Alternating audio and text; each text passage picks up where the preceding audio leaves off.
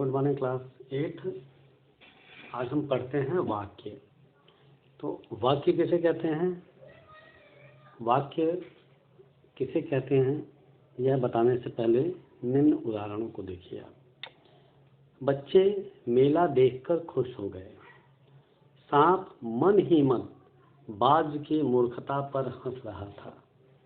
सांप मन ही मन बाज की मूर्खता पर हंस रहा था। ठीक है। नेक्स्ट है, साइकिल चलाना एक सामाजिक आंदोलन है। साइकिल चलाना एक सामाजिक आंदोलन है। ये वाक्य है और प्रत्येक वाक्य का अर्थ होता है। वाक्य शब्दों से मिलकर बनते हैं। वाक्य में एक या अधिक अर्थ या शब्द हो सकते हैं। अतः वाक्य पदों का वह व्यवस्थित समूह है जिसमें पूर्ण अर्थ देने की क्षमता होती है। वाक्य क्या है? तो वाक्य पदों का, मैंने बताया पद यानी शब्द, और शब्द कब पद हो जाता है? जब वाक्य में परिवर्तित होता है, जब वाक्यों में बन जाता है, वाक्यों में बंधा होता है तो उसे पद कहते हैं। तो वाक्य पदों का वह व्यवस्थित समूह है जिसमें पूर्ण अर्थ देने की क्षमता होती है, यानी वो पूरा अर्थ देता है। वाक्य के दो अंग होते हैं। वाक्य के दो अंग होते हैं, पहला उद्देश्य और दूसरा विधेय। पहला उद्देश्य, दूसरा विधेय। उद्देश्य वाक्य में जिसके बारे में कुछ बताया जाता है उसे उद्देश्य कहते हैं। जैसे देखिए, बच्चा मेला देखकर खुश हो गया। तो जिसके बारे में बताया जाता है, तो यहाँ बच्चा उद्देश्य है। बच्चा मेला देख के खुश हो गया, किसके बारे में बताया जा रहा है? बच्चे के बारे में। तो यहाँ पे बच्चा क्या है? यहाँ पे बच्चा उद्देश्य है। अब विधेय क्या होता है? उद्देश्य के बारे में जो कुछ बताया जाए, यानी बच्चे के बारे में जो कुछ भी बताया जा रहा है वह विधेय है। क्या देख के खुश हो गया? बच्चा क्या देख के खुश हो गया? तो मेला देख के खुश हो गया। यहाँ देखिए, वाक्य के दो अंग हैं, बड़े स्पष्ट। वाक्य के दो अंग हैं, उद्देश्य और विधेय, सब्जेक्ट एंड प्रेडिकेट। इंग्लिश में भी आपने पढ़ा होगा, सब्जेक्ट एंड प्रेडिकेट। सब्जेक्ट माने जिसके बारे में कुछ कहा जाए। क्यों? किसके बारे में कहा जाता है? बच्चे के बारे में कहा जाता है, कहा जा रहा है। तो जिसके बारे में कुछ कहा जाए उसे सब्जेक्ट यानी सब्जेक्ट होता है, उद्देश्य होता है वो। और जो कुछ कहा जाए उसे विधेय कहते हैं। तो माने कोई भी वाक्य ले लीजिए, जैसे लड़के क्रिकेट खेल रहे हैं, तो किसके बारे में कहा जा रहा है? लड़कों के बारे में कहा जा रहा है, तो ये सब्जेक्ट हो गया, उद्देश्य हो गया। क्या कर रहे हैं लड़के? जो कुछ भी कहा जा रहा है वो विधेय हो गया, प्रेडिकेट हो गया। ठीक है। उद्देश्य और विधेय के आधार पर वाक्य के निम्नलिखित अंग होते हैं। उद्देश्य, पेज नंबर 203 अपने बुक का देखिए। तो उद्देश्य और विधेय पर वाक्य के निम्नलिखित अंग होते हैं। कौन कौन से जी? कर्ता, कर्म, क्रिया, पूरक और विस्तार। देखिए, किसी वाक्य में दो चीज़ें, वाक्य के लिए दो चीज़ आवश्यक है, कर्ता और क्रिया। ये तो आवश्यक है ही, अति आवश्यक है, बिना इसके वाक्य बन नहीं सकता। तो इसके अलावा भी कौन चीज़ें आवश्यक होती हैं? कर्म होता है, उसके बाद पूरक, पूरक यानी फिलर, जैसे वाक्य में जिसको फिल करके पूरा वाक्य बनाया जा सकता है, वही शब्द। और उसके बाद विस्तार, यानी जो विस्तार होगा, हम देख सकते हैं। जैसे देखिए, कर्ता वाक्य में काम करने वाले को कर्ता कहते हैं, सब्जेक्ट आपको पता है। जैसे सुमन अपने घर जाती है, तो कर्ता कौन है यहाँ? सुमन। सुमन कर्ता है। कर्ता का विस्तार यानी सब्जेक्ट का विस्तार। देखिए, यदि कर्ता से पूर्व कोई विशेषता बतलाने वाले शब्दों का प्रयोग हो तो उसे कर्ता का विस्तार कहते हैं। जैसे मेरे भाई का मित्र राम अपने घर जाता है। मेरे भाई का मित्र प्रांजल अपने घर जाता है, तो अपने घर जाता है। यहाँ देखिए, मेरे भाई का मित्र प्रांजल, उद्देश्य में प्रांजल कर्ता है और मेरे भाई का मित्र उस कर्ता का विस्तार है, कर्ता को बड़ा कर रहा है, मेरे भाई का मित्र। ठीक है। इस वाक्य में मेरे भाई का मित्र राम उद्देश्य है और मेरे भाई का मित्र जो भी है कर्म जिस पर क्रिया के फल का व्यापार पड़े, यानी क्रिया का फल पड़े, जिस पे क्रिया काम करने का फल पड़े, उसे कर्म कहते हैं। जैसे सतीश ने लोकेश को पढ़ाया, तो सतीश ने पढ़ाया, सतीश क्या है? सब्जेक्ट है। पढ़ाना क्या है? क्रिया है। किसे पढ़ाया? लोकेश को। तो यह लोकेश पढ़ाने का फल किस पर पड़ा? लोकेश पर पड़ा, तो ये कर्म होगा। अब कर्म का विस्तार, ठीक है। जैसे लोकेश ने महेश के छोटे भाई सुरेश को पढ़ाया। इस वाक्य में महेश का छोटा भाई कर्म का विस्तार है। अब आगे आइए क्रिया। क्रिया के बिना किसी वाक्य की कल्पना नहीं हो सकती। मैंने बताया क्रिया बहुत जरूरी होती है। क्रिया के अभाव में वाक्य अपूर्ण रह जाता है। जैसे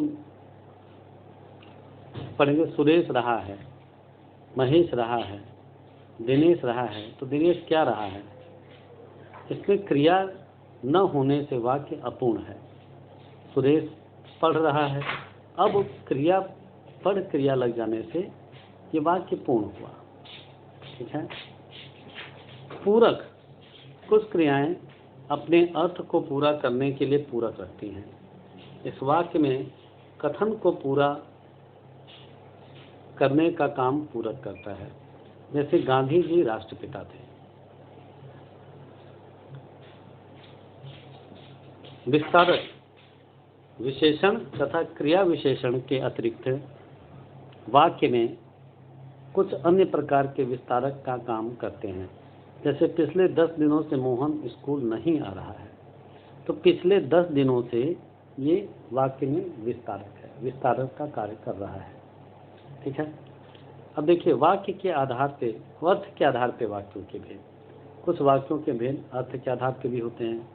जैसे पहला विधानवाचक, दूसरा निषेधवाचक, तीसरा प्रश्नवाचक, चौथा संकेतवाचक, पांचवा संदेहवाचक, छठवां इच्छावाचक, सातवां आज्ञावाचक और आठवां विस्मयादिवाचक। विधानवाचक देखिए, जिन वाक्यों से क्रिया के करने या होने का सामान्य कथन हो, अफर्मेटिव सेंटेंस। जैसे दशरथ के पुत्र श्री राम ने दुष्ट रावण को मारा, मैं तुम्हारी पितृभक्ति और दृढ़ निश्चय से प्रसन्न हूँ। ये सामान्य कथन है।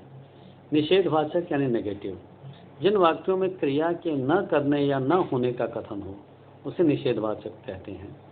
जैसे सुरेश ने रमेश को पुस्तक नहीं दी, यमराज उस समय यमपुरी में नहीं थे, अध्यापक ने कक्षा में नहीं पढ़ाया, ठीक है। प्रश्नवाचक, जिन वाक्यों में प्रश्न किया जाए उसे प्रश्नवाचक कहते हैं। Integrative sentence, interrogative sentence. जैसे क्या वह घर आ गए, क्या मुझे, आप मुझे किसको दक्षिणा में दे रहे हैं, यह प्रश्न किसने पूछा, ठीक है। उसके बाद संकेतवाचक।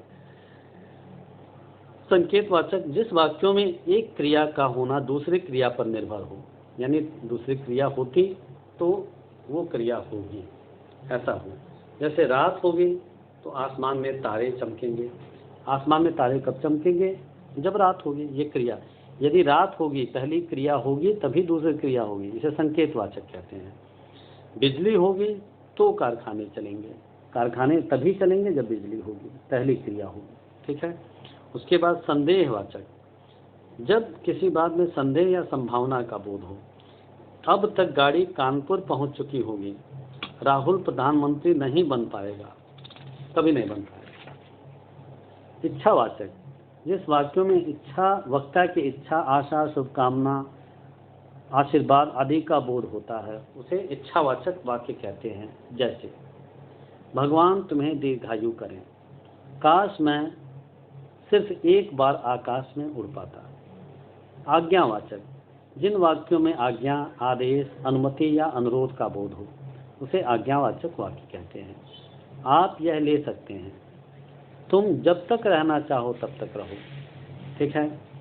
उसके बाद विस्मयावाचक, विस्मयादिवाचक, जिन वाक्यों में विस्मय, हर्ष, शोक आदि के भाव प्रकट हों उसे विस्मयादिवाचक वाक्य कहते हैं। जैसे वाह तुमने क्या खूब छक्का मारा, किंतु यह क्या। अब देखिए, रचना की दृष्टि से वाक्य 3 प्रकार होते हैं। रचना की दृष्टि से आ जाइए, अर्थ की दृष्टि से भी पढ़ा आपने, अब रचना की दृष्टि से यानी कैसे उनके बचना हो बने हैं वो, सरल, संयुक्त और मिश्र। सरल वाक्य में एक उद्देश्य, एक विधेय तथा एक मुख्य क्रिया होती है, इन्हें सरल वाक्य कहते हैं। जैसे दिनेश के पिता ने सुरेश को भी हिंदी पढ़ाई, बिलवासी जी चादर लपेटे चारपाई पर पड़े रहे। संयुक्त वाक्य, समानता के आधार पर जब 2 वाक्य समुच्चय बोधक से जुड़ते हैं तो उन्हें संयुक्त वाक्य कहते हैं। जैसे राम आए किंतु श्याम चले गए, मोहन ने पत्र लिखा और सोहन ने चित्र बनाया। मिश्रित वाक्य, जिन वाक्यों में एक प्रधान उपवाक्य तथा दूसरा आश्रित उपवाक्य हो उन्हें मिश्रित वाक्य कहते हैं। इस पर एक मेन होता है, दूसरा सबऑर्डिनेट होता है। मैंने पढ़ाया था आपको। आप सभी जानते हैं कि स्नेहा अच्छी लड़की है, जिनके पास साइकिल नहीं वे अब भी पैदल ही जाते हैं।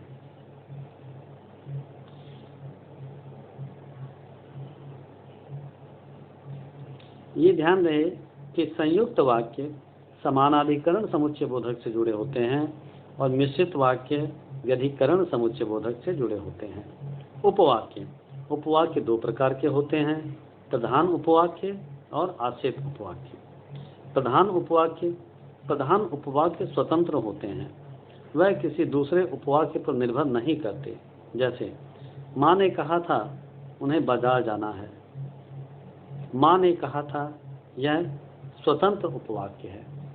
आश्रित उपवाक्य में पूरा भाव ही दूसरे वाक्य की सहायता से प्रकट होता है। जैसे हो सकता है हम नया टेलीविज़न खरीदें। आश्रित वाक्य हम नया टेलीविज़न खरीदें, ये आश्रित उपवाक्य है। उपवाक्य 3 प्रकार के होते हैं, पहला संज्ञा उपवाक्य, दूसरा विशेषण उपवाक्य, तीसरा क्रिया उपवाक्य। संज्ञा उपवाक्य क्या होता है जी? संज्ञा उपवाक्य जब उपवाक्य किसी संज्ञा या सर्वनाम के स्थान पर आकर कर्ता, कर्म या पूरक का कार्य करता है तो उसे संज्ञा उपवाक्य कहते हैं। जैसे अभिभावक जो कहते हैं सही है, यहाँ पर अभिभावक जो कहते हैं यह संज्ञा उपवाक्य है। विशेषण उपवाक्य, जब उपवाक्य प्रधान उपवाक्य किसी संज्ञा या सर्वनाम की विशेषता का काम करता है। जैसे मैंने चुटकुला सुनाया जिस पर खूब तालियां बजी, तो जिस पर खूब तालियां बजी यह विशेषण उपवाक्य है। ठीक है। उसके बाद क्रिया विशेषण उपवाक्य, इस उपवाक्य में क्रिया की विशेषता बतलाने वाले उपवाक्य को क्रिया विशेषण उपवाक्य कहते हैं। जैसे वह जैसे आया वैसे ही लौट गया। यहाँ पर देखिए, जैसे आया, वह जैसे आया, वाक्य पद रीति को बता रहा है, कैसे आया, या फिर इस प्रकार यह क्रिया विशेषण उपवाक्य है। वाक्य परिवर्तन, वाक्य कैसे बदलते हैं? सरल वाक्य से मिश्रित वाक्य बनाइए। पिताजी घर आते ही वर्षा रुक गई, ये सरल वाक्य है। अब मिश्रित वाक्य होगा, जैसे ही पिताजी आए वर्षा रुक गई। मिश्रित उपवाक्य बताने का तरीका है कि एक को आप प्रधान बना दीजिए, दूसरे को उस पर आश्रित बना दीजिए। छुट्टी होने पर हम मैच देखने जाएंगे। अब मिश्रित कैसे बनेगा? जब छुट्टी होगी तो हम मैच देखने चलेंगे। सरल, मैं तुम्हारे प्रथम आने वाले मित्र को पहचानता हूँ। मिश्रित कैसे बनेगा? मैं तुम्हारे मित्र को पहचानता हूँ जो प्रथम आया था। मैंने एक दुबला पतला व्यक्ति देखा। इसको मिश्रित कैसे बनेगा? मैंने एक व्यक्ति को देखा जो दुबला पतला था। सरल वाक्य से संयुक्त वाक्य बनाना। भागता हुआ व्यक्ति पेड़ से टकराकर गिर गया। अब संयुक्त बनाइए, भागता हुआ व्यक्ति पेड़ से टकराया और गिर गया। देखिए, मिश्रित और संयुक्त में अंतर होता है। छोटा सा अंतर क्या है? मिश्रित वाक्य एक दूसरे पर आश्रित होते हैं, मतलब एक उसमें प्रधान होता होगा, दूसरा उस पर आश्रित होगा। जबकि संयुक्त में दोनों ही बराबर होते हैं, दोनों ही वाक्य, कोई किसी बड़ा छोटा नहीं होता, कोई किसी पर आश्रित नहीं होता। वह फल खरीदने के लिए बाजार गया, तो इसका मिश्रित संयुक्त कैसे बनेगा? वह बाजार गया और उसने फल खरीदा। ठीक है, इसे देख लीजिएगा आप। सारे उदाहरण हैं। सरल वाक्य से मिश्रित और संयुक्त वाक्य बनाना। देखिए, वह पुस्तकें खरीदने बाजार गया, यह सरल वाक्य है। अब मिश्रित कैसे बनेगा? वह बाजार गया क्योंकि उसे पुस्तकें खरीदनी थी। और इसमें संयुक्त कैसे बनेगा? वह बाजार गया तथा उसने पुस्तकें खरीदी। ठीक है, अर्थ की दृष्टि से वाक्य परिवर्तन देख लीजिए। विधानवाचक, तुम घर नहीं जा रहे हो, तुम घर जा रहे हो। निषेध, तुम घर नहीं जा रहे हो। प्रश्नवाचक, क्या तुम घर नहीं जा रहे हो।